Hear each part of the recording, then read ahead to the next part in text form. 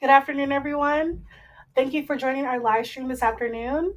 My name is Gabby, and I'm a community liaison for the Caregiver Resource Center of Orange County. Thank you for joining again today. And before we start, we're going to give a brief overview of the services that we provide as the Caregiver Resource Center of Orange County. Next slide. So, again, we are the Caregiver Resource Center of Orange County. A bit about the history of our center. We've been serving Orange County since 1988. We are a program of St. Jude Community Services within Providence St. Joseph Health System. You do not have to have Providence to access our services. We are a part of a system of caregiver resource centers. So there is one caregiver resource center for every county in California. There are 11 total. And we are funded federally through the Older Americans Act and by the county through the Family Caregiver Support Program. Next slide. So who are we? We are a trusted partner for Orange County families coping with the physical, emotional, and financial responsibilities of caregiving. Our goal is to make sure that caregivers don't feel alone in their caregiving journey and they feel supported and supporting their loved one. Next slide. Again, our mission is to increase the quality of life of caregivers by helping families and communities master the challenges of caregiving. Next slide. So this is just a brief overview of the services that we provide. So we offer support groups both virtually and in person. We offer them in 3 different languages: English, Spanish, and Vietnamese. We also offer for our registered clients individual counseling. One of our registered services that we offer is caregiver assessment and care planning. So whether you're just starting the caregiving process or you're trying to plan for the future, our social workers can assist you in making a game plan on how to best get that done. Another resource we offer is anyone who calls our center has access to specialized information. So if you need a list of resources, list of boarding cares, agencies, you can contact us and we'll be able to assist you with that and point you in the right direction. We also offer education and training workshops and classes. So we have classes and live stream like the one you're attending, and we also have some legal workshops that are coming up in a couple months. And our most popular service is our respite assistance. So our program, we offer respite grants, which can pay for either in-home care or out-of-home care for a short time, while the caregiver takes that time off to care for themselves. And that comes at no out-of-pocket cost to the caregiver. Next slide. Now for the topic of today's live stream, we will be celebrating Pride Month. So Pride Month, observed in June, is a time to celebrate and honor the LGBTQ plus community and recognizing their contributions and advocating for their rights. It's a month of remembrance for the 1969 Stonewall Uprising, which was a pivotal moment in the fight for LGBTQ plus equality. Pride Month encompasses various events like parades, protests, drag shows, drag brunches, things like that, aiming to promote visibility, acceptance, and understanding. We at the CRCOC wanted to celebrate Pride Month by bringing awareness to special concerns for LGBTQ plus caregivers and their what they experience. Next slide. So what is Pride Month? Pride Month, celebrated annually in June, is a period dedicated to recognizing and celebrating the achievements, history, and ongoing struggles of the LGBTQ plus community. It commemorates the 1969 Stonewall Uprising, again, which was a pivotal moment in the gay rights movement. And the woman pictured on the left here is Marsha P. Johnson, who was one of the most prominent figures of the gay rights movement of the 1960s and the 1970s in New York City. Next slide. So how are we at the CRC celebrating Pride Month? Me personally, I have a little pride pin. I'm not sure if you guys can see it, but as a organization, the CRC serves all caregivers in Orange County, regardless of sex, gender identity, or sexual orientation. We understand that while many issues are the same for all older adults and those who care for them, some unique considerations arise for lesbian, gay, bisexual, and transgender people dealing with aging. Next slide. So many LGBTQ people form strong families of choice. In addition to their families of origin, as a way of coping with possible or actual rejection by parents, siblings, or other relatives for being open about their sexual orientation or gender identity.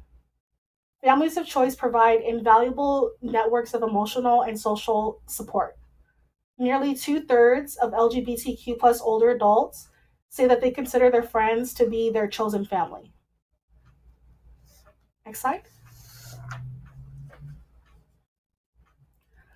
So being a member of both a chosen family and a family of origin creates situations where an LGBTQ plus person may become a primary caregiver for a spouse, domestic partner, or legal spouse or a close friend who is also LGBTQ identifying.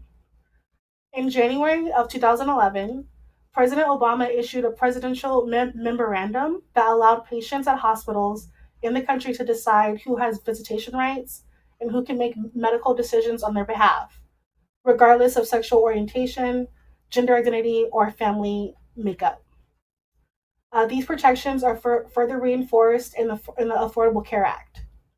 So even though there are protections in place, it's important for LGBTQ plus seniors and their caregivers to complete basic legal documents establishing the right to make care decisions and to document treatment preferences for hospital and healthcare providers. If you get help, if you need help securing these documents, please feel free to contact your local CRC. We'll get into which documents later in the presentation. So next slide.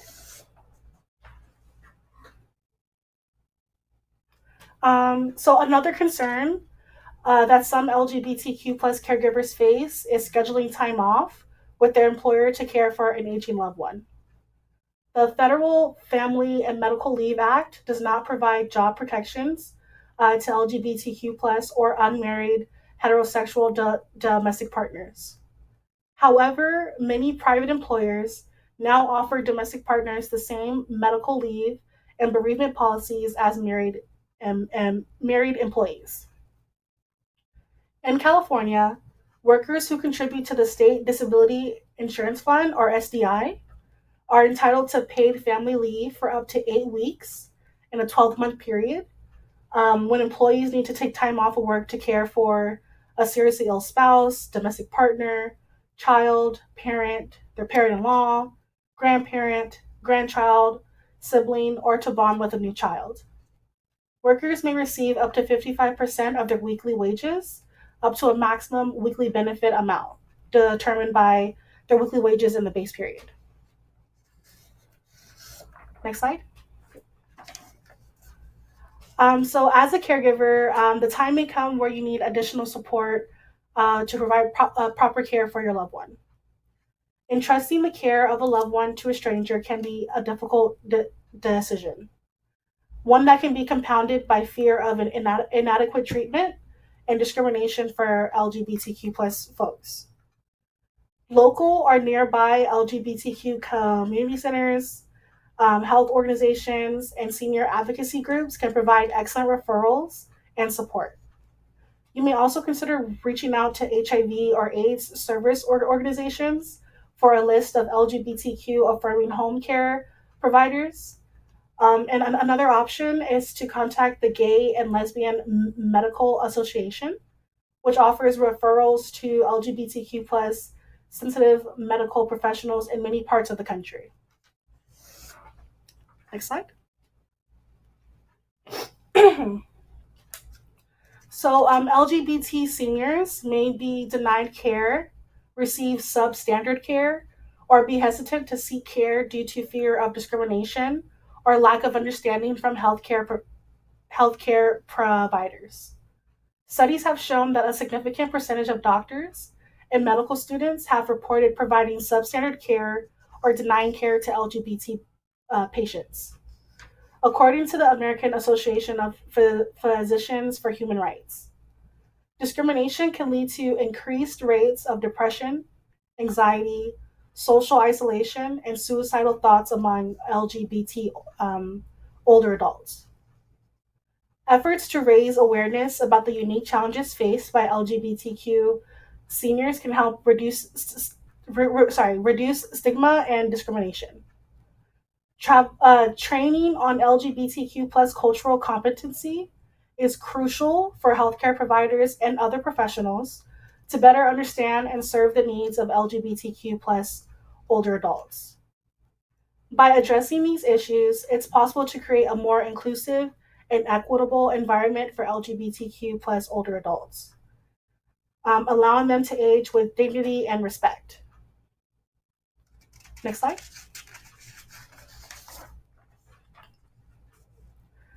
So homophobia can be expressed in different ways in a healthcare facility, ranging from comments made to your spouse, partner, or friend by other patients or staff to problems with the care that is or should be provided.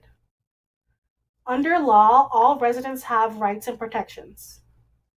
If problems occur, the first step is resolving the issue. The first step in resolving the issue is to determine whether the mistreatment is the behavior of an individual or part of a larger pattern of behavior within the facility. If problems persist, or if you determine that homophobia is widespread and can't be resolved by talking with the facility staff, you should contact your local ombudsman program. Under federal law, each jurisdiction must maintain an ombudsman program that will rapidly verify claims of mistreatment or abuse in licensed care facilities to help mediate problem resolution. You can also report a problem directly to the State Department, often the State Department of Health. If you would like assistance with this process, feel free to call us or your local CRC. Next slide. So I can't stress this enough, but estate planning is an absolute necessity for the person whom you provide care. Every LGBTQ plus person should have these documents in place. This is especially true for partnered LGBTQ plus people where illness has been identified or if a person is advancing in age or infirmities. A same-sex partner or a friend not named as a beneficiary in a will or as a joint tenant on a property deed or in trust could find all the property belonging to the deceased going to the deceased children, parents, siblings, or other biological family members against the deceased intention or their will. These undesirable results are easily avoided with a properly written will. Another type of legal document that LGBTQ plus people receiving and giving care may want to consider is a trust. Unlike a will, which simply lists your assets to be distributed, assets must be legally transferred into the trust. It then holds these assets in trust. For LGBTQ plus care receivers and caregivers, the durable power of attorney for property and finances is a very powerful document. Without this documentation, an LGBTQ plus partner or friend will find that it is very difficult, if not impossible, to take care of important legal and financial transactions when the loved one is incapacitated. An Advanced Healthcare Directive is a document that contains instructions regarding a care recipient's wishes and desires for healthcare, including what end-of-life treatment is and is not desired, such as intubation, ventilators, and hydration. Deeds to houses and other property Insurance policies and financial accounts should be examined to determine if the beneficiaries listed are up to date. Banks have been known to refuse to honor a durable POA that is more than 2 or 3 years old. Other components of an estate plan may include long-term care insurance, which with coverage for both in-home and nursing home care, and disability insurance. Next slide. So Social Security is another important matter for LGBTQ plus couples to consider in estate planning. Social Security benefits have become available to legally married same-sex spouses. Neither Medicare nor regular healthcare insurance pays for ongoing custodial care provided in a skilled nursing facility or nursing home beyond specific short-term rehabilitation coverage. Care must be paid privately from a person's assets through private long-term care insurance policies or by Medicaid or Medi-Cal in California. So it may be worth your while to explore the best way to take advantage of these Social Security benefits. These property laws differ by state and within one state and by county. So if unmarried, creating and executing living together and property agreements may also be desirable or practical at this time. An attorney working with you will be able to advise you or offer you the proper source of information. There are two major areas of concern caregivers should be aware of, which is Medi-Cal or Medicaid eligibility regulations and regulations controlling the recovery of monies paid out by Medi-Cal from the estate of the deceased recipient. Medi-Cal has very complex rules, which vary from state to state. LGBTQ plus caregivers should consult with an elder law attorney who is sensitive to LGBTQ plus issues and knowledgeable about Medicaid or Medi-Cal regulations to determine how best to protect a home, savings, and any additional assets and property. Next slide.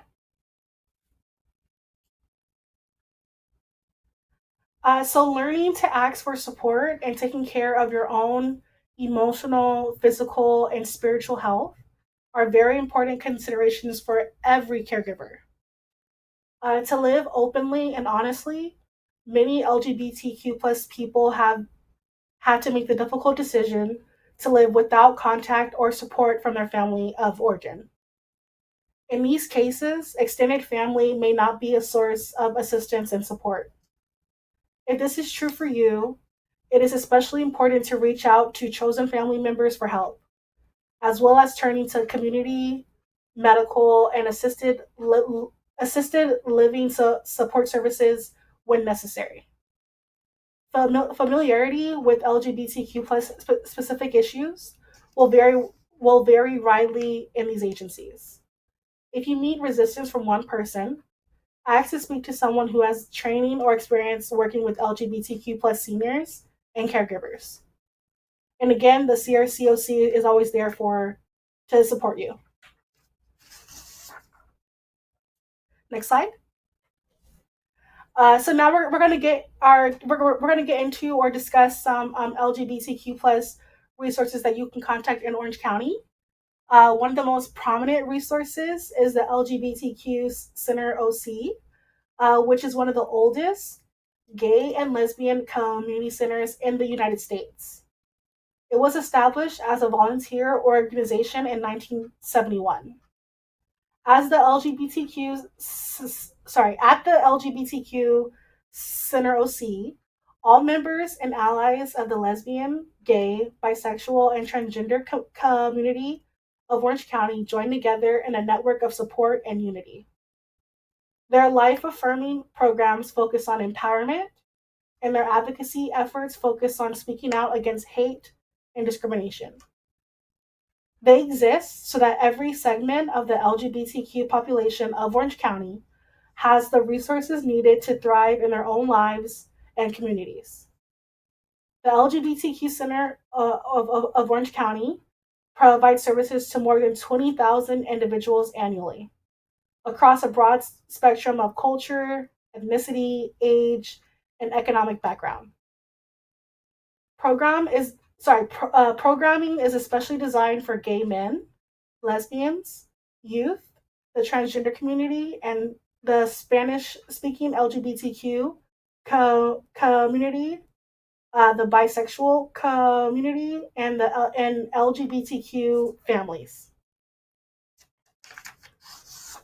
Next slide.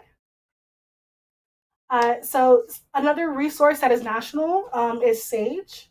So SAGE is the country's largest and oldest organization dedicated to improving the lives of LGBTQ plus older people.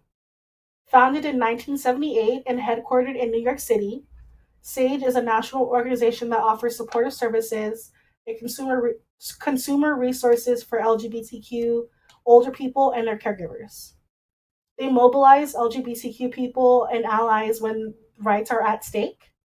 They educate policy makers about LGBTQ plus aging issues. They release original policy briefs, publications, and infographics. They lead coalitions that integrate diverse elders into policy conversations. And they march and rally with LGBTQ plus older people and allies. And their contact information is on the screen. Next slide. Another local resource is the Viet Rainbow of Orange County, or the VROC. And it is a grassroots organization based in Orange County that builds community and mobilizes intergenerationally. They are grounded in values of equity, healing, joy, and social justice. VROC strives to create a world where everyone has the resources and agency to thrive with dignity. They primarily work with LGBTQ plus Vietnamese Americans and their loved ones through research, education, and advocacy, while also strengthening collective power alongside other communities toward liberation. And that's a picture of their coalition. Next slide. Another local resource is the UCI Gender Diversity Program. So the UCI Gender Diversity Program offers a wide range of health and wellness services for those who identify as transgender or gender expansive. Discrimination can lead LGBTQ plus seniors to delay or avoid seeking necessary health care, leading to poorer health outcomes. UCI Health provides a directory of clinicians who are experienced in providing care to gender expansive folks and opportunities for gender affirming treatment. You can learn more about it on their site or by calling their number. Next slide. And last but not least, we have our contact information. So these are just a few, but if you would like to learn more about LGBTQ plus resources or get connected to our resources that are available for all caregivers, please feel free to reach out to us via our main line or our website. And for those in the audience that have joined us, thank you, and we hope that this information has been helpful to you. We'll hope that you'll go join us again for our live stream in July, which is about nutrition. And I just wanted to say happy Pride Month to everyone, and have a beautiful, blessed day. And thank you for your time.